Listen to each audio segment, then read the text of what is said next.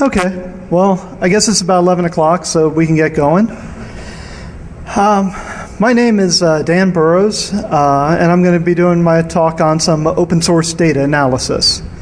So it feels really good to be back here at DefCon once again, early in the morning, fighting all the lines and crowds and having all sorts of fun. So a little bit about me. I'm the Associate Director of Technology for the Center for Law Enforcement Technology Training and Research, and I'm also research faculty at the University of Central Florida. Now I'm over in the College of Health and Public Affairs, used to be over in the College of Engineering up until fairly recently.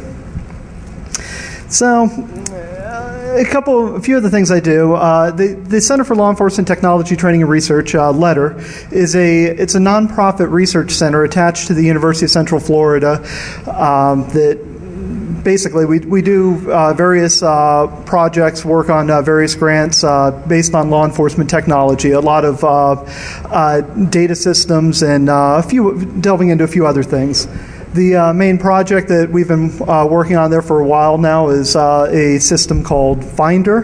This is a law enforcement data sharing system where we take all the various disparate databases that these different law enforcement agencies have, whether it's a local police department, sheriff's office, any other type of agency, state level agency, and now even up to federal level agencies, and basically make their systems work together, make them interconnect with each other, and then do some analytics on top of it. Right now it's the largest law enforcement data sharing system, certainly in Florida, if not nationally.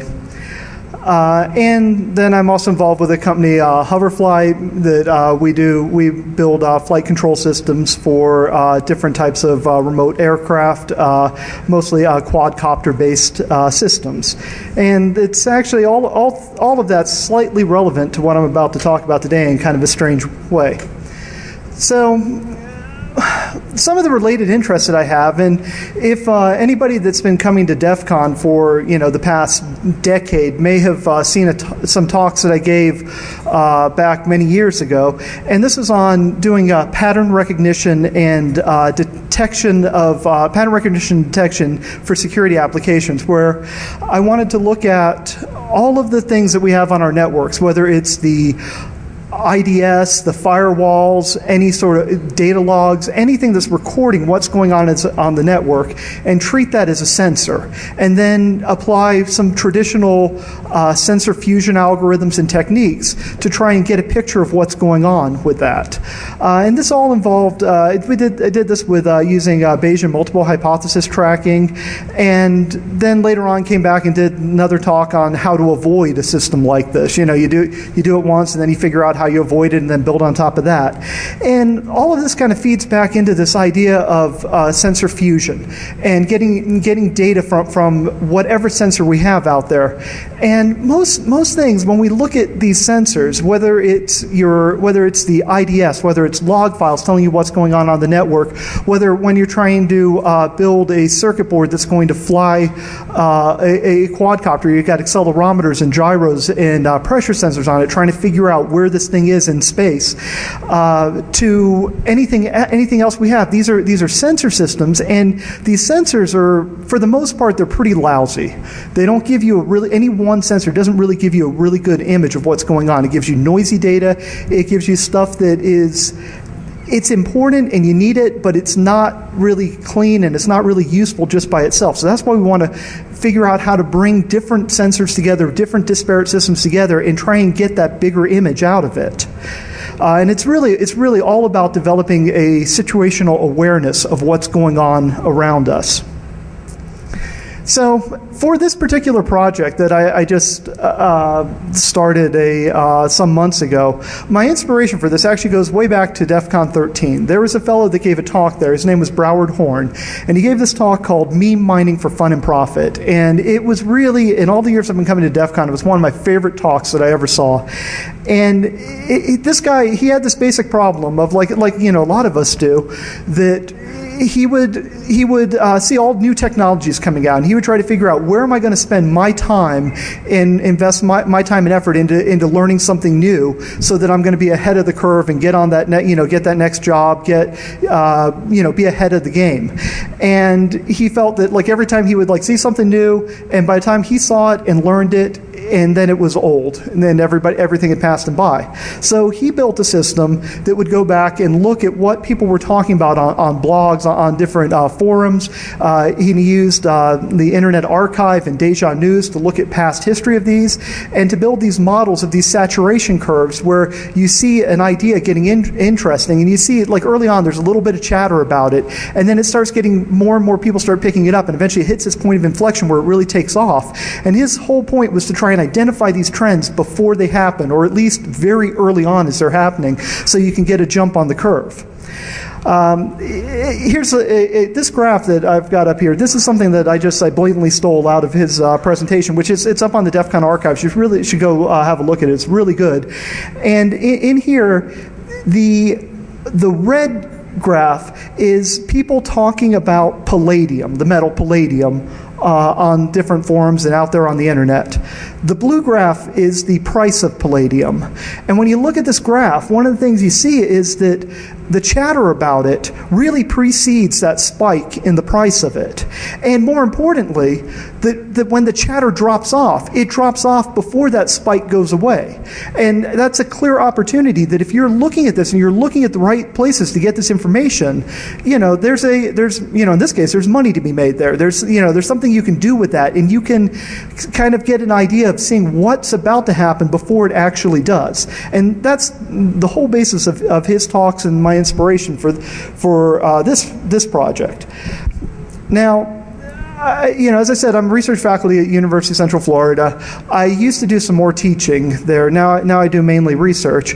But back when I used to teach, students would come to me all the time. They're graduating, they're looking for a job, or they're going to be looking for a job in a year, and they'd want to know, what do they really need to pay attention to? What skills do I need to go out there and get a job? So I would try to keep a lookout and try to keep as ahead of the curve as possible as I could about what was up and coming as far as technologies go, and what was going to be important, what would get someone a good, first foot in the door type thing.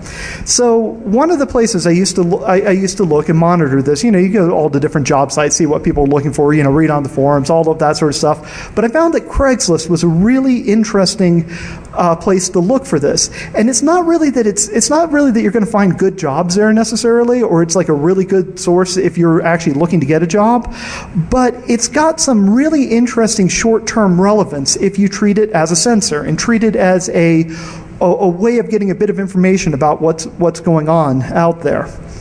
So, if you look at economic theory, you always hear the term jobs are a lagging economic indicator, which that basically means that as the economy in general or a particular industry is either going up or going down, the jobs in that industry will lag behind. It'll be a few months behind, 3 months, 6 months, something like that, before the job numbers actually catch up with the trend in the market. Kind of makes sense. There's a time for period for people to hire people.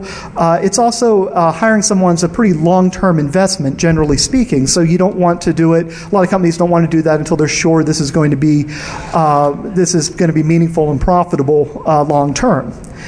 The thing that's interesting about Craigslist is that a lot of the jobs they're temporary, they're contract, they're freelance jobs. They're not as long-term investment jobs as what you typically find in a lot of other places.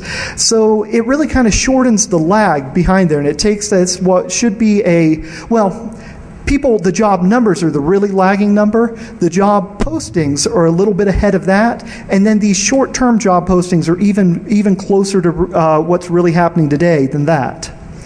So, why Craigslist? I said a little bit about that, but the reality is it's available, and it has a pretty decent categorization. There's, if you look at just the job categories alone, there's 31 different job categories, and there's 400 sites or 400 different Craigslist geographic regions in North America. The other interesting thing is it's got a heck of a lot more than just job listings. There's all sorts of information people are putting up here that if you look at it the right way, you might be able to infer something out of this. It's got a significant amount of short-term relevance, both in the job listings and in the other items and services that are up there. And this led me to believe that this could potentially be what we call like a normal to a leading indicator of change, to where you're going to see things happening here as it's happening out there in industry, as the trends are actually happening out in reality, or even potentially get a little bit of a heads up, a little bit of a warning about what's coming down the line. Because you got to think about it. Anytime someone posts something up on Craigslist, posts a job, a company's looking for someone to do something. A lot of times on these freelance jobs, it's because there's some new thing that they've got I always default to the software type jobs, but there's going to be some new system that they've got to build for. They're going to look for new people that have different skills that they don't currently have. They're going to look for things that are short term and immediate needs, and it gives you a really close to the moment type of view of it. Now, this is not the best. I'm not saying this is the best sensor or best source of information for this, or certainly not the only one. It's just one example of many that's out there, and I don't want you to go away from this talk thinking like that I'm all about talking about what you can do with Craigslist. I'm talking about the idea of what we can do by taking all of this information that's out there and treating these systems that collected as sensors, and then try to bring it together in a different way. So let's go ahead and have a look at the data, some of the information that I've found so far. This is just the real initial results. This was the easy to find stuff in there. I haven't had the time. I've been mostly in the mode of collecting the data and building systems to automate the collection and storing it. But what's in here really kind of brings more questions than answers. But like I say, that's the fun of it. So here's this is a 5-week period looking at job postings by day, and this is in all categories, and I say all cities here. Actually, this data was collected. I wasn't collecting from all 400 sites at the time. I was only collecting from a handful, I think about 20 at the time. But this is all the job categories averaged out for all of these cities. And in the trend, you see some things that are fairly expected. Where it goes down low, that's the weekends. Then there's a peak on Monday. It kind of generally tends to trend down through the middle of the week with a second peak later on Thursday or Friday in the week, and then dead on the weekend again. Okay, that kind of makes sense. People come in, want to get stuff done on Monday, get lazy on Wednesday, and then you have to get your shit done before the weekend comes around. So that makes sense. If we overlay individual cities on this, most of the cities follow that sort of general national trend. One in particular, here's Boston. And it's really, it's interesting that it really follows national trend, including on the days or the weeks that there was a little bit of weirdness going on, where on this first week, where it sort of had this more of a hump instead of the drop in the middle, Boston kind of followed the same trend. And you can see it mirrors the pattern very closely. The one interesting place that I found initially, this is the first thing that popped out to me, was Austin. In Austin, Texas, generally speaking, nobody has they don't have that second peak. Nobody posts jobs on Friday, or at least they do a whole lot less. They don't follow the national trend. And I have no idea why this is. I don't know why they're different, but out of all the cities I looked at, Austin was really the only one that exhibited this trend, and they're very consistent with it. If you average it out over all the weeks that I have in there, this is the daily average. On the left is what all the cities averaged together look like, and most of them follow that very closely. And Austin just has this steady decline through the week. And I don't know if there's anything useful to be taken out of that other than Austin's kind of weird. But, maybe someone's from there, they can explain it to me.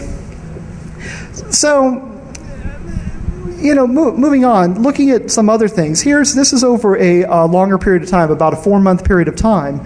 Here's maps of some job trends by category, and if you can see what's going on here, the blue line at the top is the number of sales jobs being advertised. And keep in mind, when I say jobs here, I mean jobs advertised. I don't mean this isn't necessarily someone's actually filling a job. This is someone posting a job ad on Craigslist. the blue line at the top is sales. The yellow line at the bottom is manufacturing, and in the middle we've got medical, software, and education. First thing that kind of jumps out is that there's not much of a curve on either the sales or the manufacturing, but it is there, and they kind of follow in opposite patterns of each other.